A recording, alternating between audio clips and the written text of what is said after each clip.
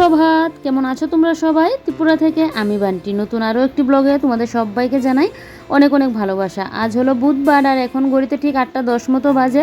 ঘুম থেকে উঠেছিলাম আরও আগেই, কিন্তু কাল থেকে আমার হাত ব্যথা শুরু হয়েছে। আবার কাল রাত্রিবেলায় রান্নাবান্না বসিয়েছিলাম, তখন থেকে আমার শুরু হয়েছে হাত ব্যথা। তো আমার না এটা মনে হচ্ছে বাতের ব্যথা, কারণ এক হাত থেকে আবার আরেক হাতে চলে যায়।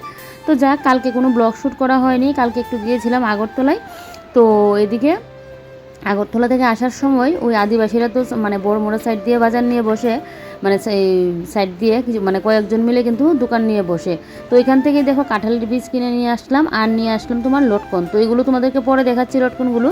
তো প্রায় 1 কেজি 200 গ্রামের মতো কাঁঠালের বীজ হয়েছে, শুধু 30 টাকা নিয়েছে কাঁঠালের বীজগুলো। তাহলে বুঝো কতটা লাভ হয়েছে। লটকন আমি বাজার থেকে সেদিন কিনে এনেছিলাম, তোমাদেরকে দেখিয়েছিলাম কালকের ব্লগে। মনে হয় 15-20টা লটকন হবে, 20 টাকা নিয়েছে। আর আমি ওখান থেকে মনে হয় 50টা লটকন হবে, আমি শুধু 20 টাকা দিয়ে এনেছি। এরকম সাইডে যে বসে থাকে, এর থেকে বাজার করে আনলে না অনেকটা কিন্তু লাভ হয়। তো আমাদের বাড়ি থেকে তো সবসময় যাওয়া সম্ভব নয়, তো দূরে আমাদের বাড়ি থেকে তো অনেকটাই দূরে। যেহেতু কালকে আগরতলায় গিয়েছিলাম, তো আসার পথে কিন্তু এগুলো নিয়ে এসেছি। 50 টাকার জিনিস, কাঁঠালের বীজ আমাদের এখানে তো অনেকটা দাম, আর এখানে দেখো কতটা সস্তা পেয়ে গেছি। তাই জন্য কাঁঠালের বীজও কিন্তু আমি বেশি করে নিয়ে আসলাম, মানে 2 প্যাকেট কিন্তু নিয়ে আসলাম। তো এদিকে দেখো কালকে রাত্রিবেলায় ভাত এদিকে রান্না করে নিয়েছি একটু বেশি করে। আজকে যেহেতু গরম, মানে এখন তো গরমকাল, আর সকালটায় বেশি গরমও দিয়েছে, তার জন্য ভাবলাম ভাতে একটু জল ঢেলে নিই, সকালবেলায় পান্তা খাবো। তার জন্যই কিন্তু ভাতটা একটু বেশি করে রান্না করে নিয়েছি। আর কালকে ডালও ভিজিয়ে রেখে দিয়েছি, কারণ পান্তা ভাতের সাথে তো মসুর ডালের বড়া হলে দেখবে বেশ ভালো লাগে খেতে। কাল তো একদম সকাল সকাল বেরিয়ে গিয়েছিলাম, কারণ আমার মাকে ডক্টর দেখানোর ছিল। তো গত মাসে দেখানো হয়েছিল, তো কালকে আবার মানে তারিখ পড়েছে, তো কালকে আবার মাকে নিয়ে যাওয়া হয়েছে ডক্টর দেখানোর জন্য। বাবু তো এখান থেকে আসলো মাকে নিয়ে, আর আমরা এদিকে কিন্তু দুজনে মিলে গেলাম। তো এদিকে আমি তো আর মানে মা বাবু তো চলে গিয়েছে বাড়িতে, আর আমরা এদিকে নেমে গিয়েছি। আর এদিকে ওই আসার পথে কিন্তু এগুলো নিয়ে এসেছিলাম। তো কালকে সকালে বেরিয়েছিলাম, আস্তে আস্তে বিকেল। তো ওখান থেকে তো মানে খাওয়া দাওয়া করেই এসেছি। তো রাত্রিবেলায় এসে রান্নাবান্না মানে করেছি। তো বাঁশকুড়ুল দিয়ে, শুটকি মাছ দিয়ে, কাঁঠালের বীজ দিয়ে কালকে রান্না করেছি, ঝিঙ্গে টিঙ্গে দিয়ে। বেশ দুর্দান্ত হয়েছে খেতে। আজকে তরকারি পাতি আর রান্না করতে হবে না, কারণ বাঁশকুলের তরকারিটা তো আছেই। তো ওইটা দিয়ে আমাদের একদম দুপুর পুরো হয়ে যাবে। আর এদিকে শুধু একটা পটল ভাজি করে নেবো, বেশ। আর সকালবেলায় তো মসুর ডালের বড়া দিয়ে খাওয়া হবে পান্তা ভাত দিয়ে। তো এদিকে দেখো কাপড় চোপড়ও কিছুটা ধুয়েছি, ঘরের কাপড় চোপড় ছিল কালকে যাবার পরে গেলাম, ওই কাপড় চোপড়গুলোও আছে। যেহেতু ডক্টর দেখাতে গেলাম, তাই জন্য আর ভিডিও শ্যুট করিনি। ভাবলাম কি, যেহেতু ভিডিও আমার আগের দিনের আছে, ওই মাঝখানে একদিন ভিডিও না দিলেই ভিডিও আবার কিন্তু জমে যায়। তো ভাবলাম এসেই বাড়িতে ভিডিওটা করবো, কারণ ডক্টর দেখাতে গিয়ে না তখন আর ওই ভিডিও ক্যামেরা অন করে যে ভিডিও করা, ওইটা আমার দ্বারা হয় না। বিশেষ করে আমি গাড়িতে উঠলেই আমার একটা বমিটিং শুরু হয়ে যায়, তাই জন্য আরও কিন্তু করতে পারি না। কালকে যদিও আমার বমির এটা হয়নি, কিন্তু ভাবটা হয়েছিল। পুরো তেঁতুল খেতে খেতে গিয়েছি, জানো তো। জানি না তোমরা কে কী করো। আমি যখনই গাড়ি চড়ে কোথাও যাই, তখন আমি না হাতে মানে একটুখানি তেঁতুল নিয়ে যাই বাড়ি থেকে, তেঁতুলের মধ্যে নুন মেখে। কিন্তু তেঁতুল খেতে খেতে কী হয় বলো তো, মানে আমাদের জিভের না পুরো চামড়া যেন উঠে যায়। তখন বাড়িতে এসে 2-3 দিন লাগে আর ভাত খাওয়া যায় না। খেতে পারি ভাত, কিন্তু ঝাল লাগে জিব্বাটার মধ্যে। নতুন তেঁতুল যেহেতু খেলে একদম পুরো মানে জিব্বার চামড়ার উপরের জায়গাটা যেন পুরো উঠেই যায়। সেই কষ্ট হচ্ছে কালকে থেকে যে খাওয়া দাওয়া করছি। আর এদিকে কাপড়গুলো মেলে দিচ্ছি, আর আমার শাশুড়ি মাকে বলছি গাছে একটা বেশ সুন্দর ফুল ফুটেছে, জানি না তোমরা দেখতে পাচ্ছ কি না। কতদিন আগে বাড়িতে নিয়ে লাগিয়েছিলাম রামদূতরা। আমার ঘরে যেহেতু শিবলিঙ্গ আছে, তো দুত্রা ফুলটা ফুটলে বেশ ভালোই লাগে দিতে। গাছে এদিকে দুত্রা ফুল ফুটেছে, ওই যে দেখো, তোমাদেরকে একটু বাদে দেখাচ্ছি, দাঁড়াও। তো এদিকে কাপড়গুলো মেলে দিয়ে এদিকে দেখো আমি ঘরে এসে এখন পেঁয়াজটা কেটে নিয়েছি, আর এদিকে কাঁচা লঙ্কাও মানে ছোটো ছোটো করে কেটে নিয়েছি। আর মুসুর ডালটা তো আগেই পেস্ট করে নিয়েছিলাম দেখলেই। তো এবারে কিন্তু মুসুর ডাল দিয়ে এটার মধ্যে আমি কিন্তু দিয়ে দেবো তোমার, এই যে কী যেন বলে, এই হলুদ গুঁড়ো আর নুনটা পরিমাণ মতো দিয়ে এবারে কিন্তু মেখে চুখে রেখে দেবো। আর একটু বাদে গিয়ে কিন্তু বড়াগুলো মানে বসাবো। তোমাদের দাদাভাই যেই স্নানে যাবে তখনই কিন্তু আমি বড়াগুলো বসিয়ে দেবো, কারণ ভাজা বড়া দেখবে গরম গরম না হলে যেন ভালো লাগে না। তো এদিকে দেখো এবারে এটার মধ্যে নুন হলুদ দিয়ে কিন্তু ভালো করে মেখে নেব। আর আমি কাঁচা লঙ্কাটা আজকে পেস্টের মধ্যে দিলাম না, কুচি করেই দিয়েছি। পেস্টের মধ্যে দিলে যেন বেশ ভালো লাগে না খেতে, তাই। তো যাক, এটা তো সব কিছু রেডি করে নিয়েছি, এবারে আমি মেখে নেব। আর এদিকে ওই যে বললাম কালকে যেহেতু তেঁতুল খেয়ে গিয়েছি, কালকে জন্য আমার বমিটিংটা হয়নি, কিন্তু ভাবটা হয়েছিল। তারপরেও কোনো অসুবিধা কিন্তু আমার হয়নি। না হলে বমি হলে বা বমির ভাব হলে কী যে কষ্ট হয় শরীরের মধ্যে, কী আর বলবো। তো এদিকে দেখো এবারে এই যে এই বাসনকুসন ছিল, বাসনকুসন তেমন ছিল না, ওই মিক্সার গ্রাইন্ডারটা এটা ধুয়ে রাখলাম। আর এদিকে এই ডালগুলো মেখে আমি চলে গিয়েছিলাম আমাদের পাশের বাড়ি মাসিমণিদের বাড়িতে। মাসিমণি আমার শাশুড়ি মাকে বলে দিয়েছে কাঁঠাল মানে আনবো কিনা, তো আমি মাসিদের বাড়ি থেকে কাঁঠালটা নিয়ে আসি। কালকে ওইখানে কিন্তু কাঁঠালও ছিল 20 টাকা করে। তো আমি আর আনিনি, কারণ এখান থেকে তো নিয়ে আসতে পারি, আর মাসিদের বাড়ির কাঁঠালগুলোও ভালো। তো 2টা কাঁঠাল এখানে এনেছি 20 টাকা। আজকে আবার বিকালবেলায় গাছ থেকে নাকি কাঁঠাল পারবে, তখন কাঁচা কাঁঠালগুলো নিয়ে আসবো, তাহলে ঘরে রেখে 2-3 দিন খাওয়া যাবে। আর এগুলো একদমই পাকা। আর মাসিদের বাড়ির আবার গাছের বেগুনও দিয়ে দিয়েছে। তো বেগুনটা আজকে তো আর কোনো কিছু করবো না, কারণ আজকে যেহেতু আমার বাঁশকুড়ের তরকারিও আছে। কালকে দুর্দান্ত হয়েছিল বাঁশকুড়ের তরকারিটা, কালকে যে রান্না করেছি। কারণ কাঁঠালের বীজ তো দিন ছিল না, আমার মাও আগে না এরকম কাঁঠালের বীজ টিজ দিয়ে বাঁশকুড়ি দিয়ে শুটকি মাছ দিয়ে রান্না করতে এতটা ভালো লাগতো খেতে। তো কাঁঠালের বীজ তো দিন ছিল না। তো কালকে কী করলাম, আমার আগের ঘরের কিছুটা ছিল, আমি যে কাঁঠাল খাচ্ছিলাম, আর কালকে তো নিয়ে আসলাম। তো এখান থেকে কালকে কিছুটা কাঁঠালের বীজ দিয়ে কিন্তু রান্না করেছি। দুর্দান্ত লেভেলের, সেই লেভেলের হয়েছিল। একদম মায়ের হাতের মনে হয় সেই টেস্টটা। তারপরেও মায়ের হাতের মতো তো সেম আর করতে পারবো না, যার যার হাতের একটা আলাদাই টেস্ট হয়। আর বিশেষ করে যার যার মায়ের হাতের রান্না দেখবে সবার কাছে কিন্তু প্রিয় হয়। তো মায়ের হাতের টেস্টটা যেন আর আনতে পারি না, তারপরেও ঠিকঠাক হয়েছে। আর এদিকে দেখো এবারে মুসুর ডালের বড়াগুলো একটু উল্টে পাল্টে দিচ্ছি, বেশ লাল লাল করে কিন্তু ভাজি মুসুর ডালের বড়াগুলো ভেজে নিচ্ছি। অতগুলো বড়া লাগবেও না। আর এই যে দেখো রামদূতরা ফুলটা যে ফুটেছে, আমার যে কি ভালো লাগছে কালারটা দেখতে, কি বলবো। তো প্লেনটা তো অনেকেই দেখেছে, কিন্তু এরকম রামদূতরা আমার শাশুড়ি মা একজনের বাড়ি থেকে এনে দিয়েছিল, তারপর থেকে বলেছি আমাকে একটা ডাল এনে দাও। তারপর আমার শাশুড়ি মানে দিল। আর এই যে দেখো বাড়িতে ফুলও ফুটে গেছে, তো আজকে তো ঠাকুরকে একটা দেবো। আর এদিকে দেখো এবারে বড়াগুলো হচ্ছে, আর আমি রান্নাঘরে এসে এবারে রান্নাঘরটাও পরিষ্কার করে নিচ্ছি। তো আমার না ঘুরতে কিন্তু ঠিকই ভালো লাগে, কিন্তু গাড়ি চড়ে যে ঘোরা ওইটা আমি একদমই করতে পারি না। আমাকে রেল দিয়ে নিয়ে যাও, টমটম দিয়ে নিয়ে যাও, তাহলে আমার কোনো অসুবিধা হবে না। কিন্তু গাড়ির কথা শুনলেই যেন আমার মাথায় হাত, বাপরে বাপ, এত পরিমাণে শরীর অসুস্থ হয়। কালকে তো তাও শরীরটা একটু ঠিকঠাক ছিল, বাপরে না হলে যখন আমি বমি টমি করে আসি তখন দেখবে আমার শরীর পুরো অসুস্থ হয়ে যায়। আর এদিকে কালকে রাত্রিবেলা যেই আমি রান্না টান্না বসালাম, সব কিছু করে, তখন থেকে আমার হাত ব্যথা শুরু হয়ে গেছে।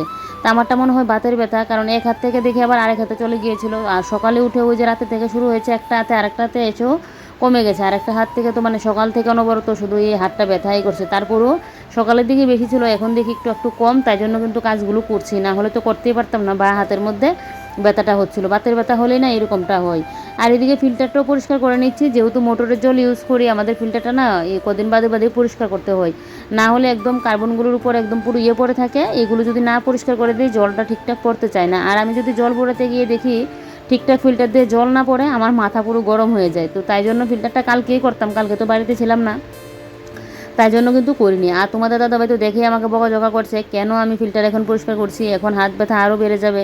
তা আমি বলছি চোখে এরকম দেখে কি ফেলে রাখা যায় বলো? আমি তো এরকম না, একদমই হাত ব্যথা নিয়ে উঠতেই পারছি না, রান্নাবান্নাও করতে পারছি না, কোনো কাজও করতে পারছি না, এরকম হলো তো একটা কথা। তো তাই জন্য আমি বলছি কি যে না, কোনো কিছু হবে না, আমি তো আমারটা বুঝে করছি। তো লাস্টের যে ফিল্টারটা কাট করে করতে হয়, ওইটা তোমাদের দাদাভাই করে দিয়ে গিয়েছিলো, বলছে আমি যেন না করি। আর এদিকে ফিল্টার আমার পরিষ্কার করা হয়ে গেছে। এবারে ফিল্টারের উপরে ঢাকাটাও একটু ভালো করে স্টিল রোলটা দিয়ে মেজে দিয়েছি। আর এদিকে দেখো এবারে ফিল্টারে জলটা দিয়ে নিচ্ছি। এবারে দেখবে খুব সুন্দর কিন্তু জল পড়বে। ফিল্টারে এরকম জল না পড়লে দেখবে ভালো লাগে না, তো ওই মোটরের জল তো, তাই জন্য কিন্তু এরকমটা হয়। আর এদিকে দেখো এবারে ফিল্টারের উপরে ঢাকাটা দিয়ে রেখে, আর এদিকে ফিল্টারের উপরে তো আমার জল রাখার ইয়েটাও থাকে, র্যাকটাও থাকে, তো র্যাকটাও একটুখানি মুছে দিলাম। আর এবারে গ্লাসগুলোকে এভাবে কিন্তু সাজিয়ে রাখবো। তো এই যে দেখো আমার এটাও পরিষ্কার করা হয়ে গেছে। এবার এটাকে ফিল্টারের উপরে রেখে এদিকে বড়মশাইও চলে আসলো করে স্নান টান করে। এবারে আমি এখন খাওয়া দাওয়াটা করে নেব সকালের। তো এদিকে দেখো পান্তা ভাত যেহেতু খাওয়া হবে, জল তো সকালবেলায় ঢেলে রেখে দিয়েছিলাম দেখলেই। তো এবারে পান্তা ভাতটা নিয়ে নিচ্ছি। আমি ভাতগুলো যতগুলো দিয়েছি, তোমাদের দাদাভাই পরে আমাকে বকাঝকা করছে কেন আমি এতগুলো বাড়লাম। তো পরে আবার ভাতটা আমি কমিয়ে নিয়েছি। তোমরা দেখো আমাদের ঘরে ভাতটা আমরা কম খাই, তরকারি পাতিটা বেশি খাই, ভাতটা কম খাই। পরে আবারও ভাতটা নিয়ে নিচ্ছি, বলছে কাকে এটা ভাত দিয়েছো, এরকম বলছিল। তো যাক, এদিকে সকালের খাওয়া দাওয়া কমপ্লিট করলাম, করে এদিকে কিন্তু ফেসবুকে একটা ভিডিও আপলোড করলাম, করে তারপরে আবারও কাজে লেগে পড়লাম। তো ওয়াশিং মেশিনের কাভারটা খুলে নিয়েছি একটাই কারণে, কারণ কাভারটা দুইটা সাইড দিয়ে পুরো ছিঁড়ে গিয়েছে। তো তাই জন্য কিন্তু কাভারটা খুলে এবার ওয়াশিং মেশিনটাকে ভালো করে একটু মুছে দিচ্ছি, আর সাইডগুলোকে একটু আবার সেলাই করে দিতে লাগবে। তো তোমাদের দাদাভাই বলছে উপর দিয়ে যাতে ঢাকা দিয়ে নিই, পুরোটা যেন না ঢাকা দিই। তো আমি বলছি পুরোটা না ঢাকা দিলে তো আবারও ধুলোবালি পড়বে, এটাকে আমার মুছে মুছে রাখতে লাগবে, দুইটা সাইড দিয়ে যেহেতু ছিঁড়ে গেছে তাই এই জন্যটা বলছে। তো দেখি সেলাই করে ঠিকঠাক করতে পারি কিনা। অনেকটা দাম দিয়ে কাবার টানা হয়েছে, নিচটা ঠিকঠাকই আছে কিন্তু উপরটাই এরকম কিন্তু হয়েছে। তো এদিকে দেখো এবারে ওয়াশিং মেশিনটাকে তো আমি ভালো করে একদম মুছে পরিষ্কার করে নিয়েছি।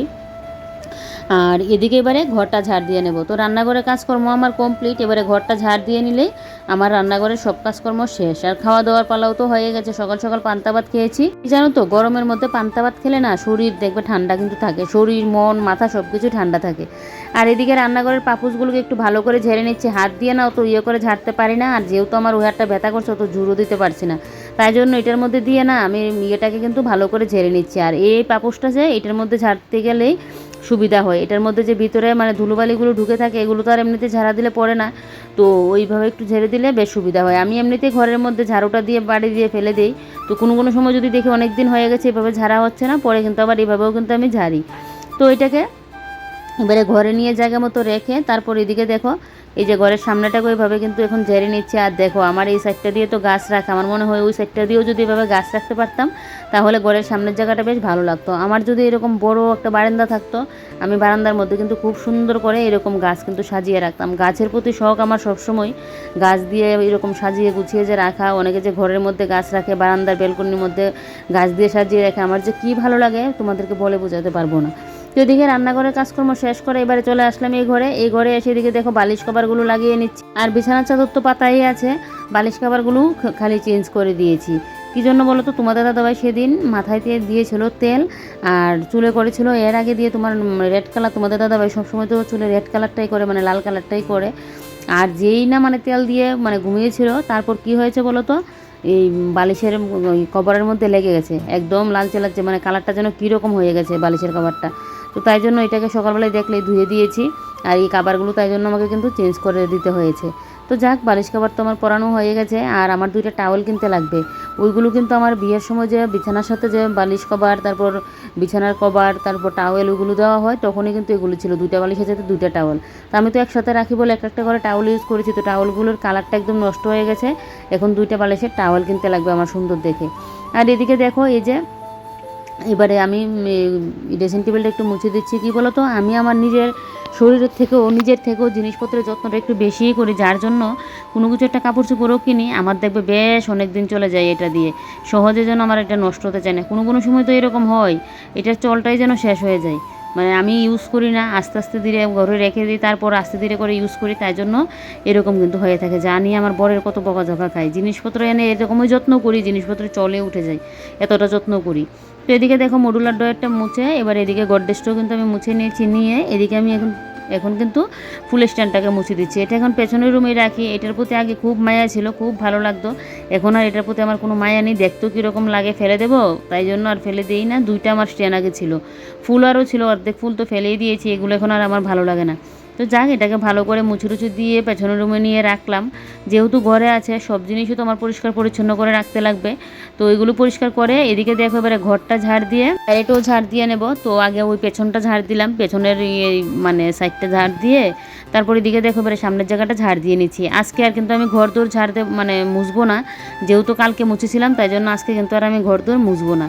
তো যাক, পুরো ঘর তো আমার ঝাড় দেওয়া মানে এদিকে মোটামুটি কমপ্লিট। এবারে বাইরেটা ঝাড় দিয়ে নেব, বাইরেটা ঝাড় দিয়ে কিন্তু আমি চলে যাব টুক করে স্নানে, কারণ স্নান করে এসে আবার পুজোটাও আজকে মানে আছে। তো অনেক তাড়াতাড়ি কিন্তু সব মানে কাজকর্ম আমার আজকে কমপ্লিট হয়ে গেছে। তো এদিকে দেখো পুরো ঘর দূর একদম গুছানো পরিপাটি আছে, আজকে কিন্তু বেশি বাজেনি, এখন মনে হয় সেই 11:30টার মতো মানে বাজে। আমার আজকে কিন্তু সংসারের কাজকর্ম সমস্ত কিছু কিন্তু একদম টাইমের আগে কমপ্লিট হয়ে গেছে।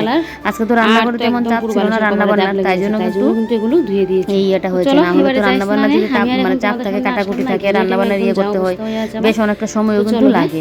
তো এদিকে দেখো তোমাদের যে বললাম যে 11:30টার মতো বাজে, এই যে দেখো 11:20 বাজে সবেমাত্র। তো এদিকে দেখো এবারে ঘর দৌড় গুছিয়ে যেই না যাবো আমি স্নানে, এমনি আমার কাকিমণি এনে প্রসাদ দিয়ে গেল। তো এদিকে হলো ঠাকুরের প্রসাদ, আমাদের ঠাকুরের আশ্রমের মানে ভোগ দিয়েছিল আজকে।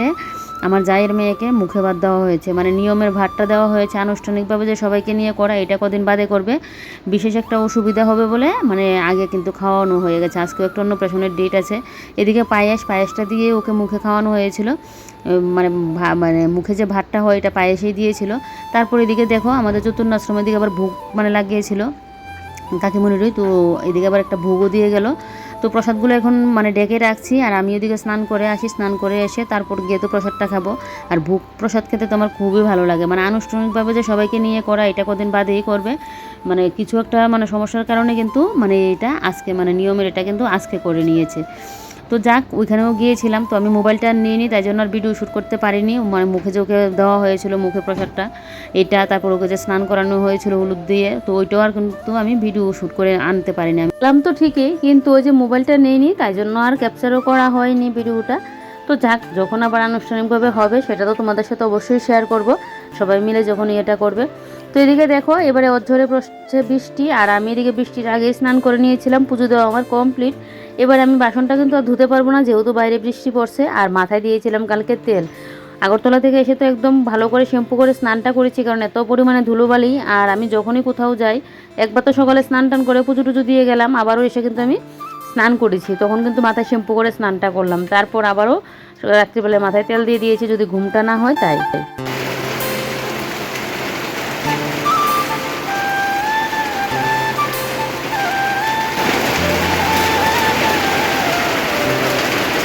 দেখলেই তো কি অঝরে বৃষ্টি নামলো, ভাগ্যিস আমার বৃষ্টির আগে স্নান টান করা কমপ্লিট হয়ে গেছে।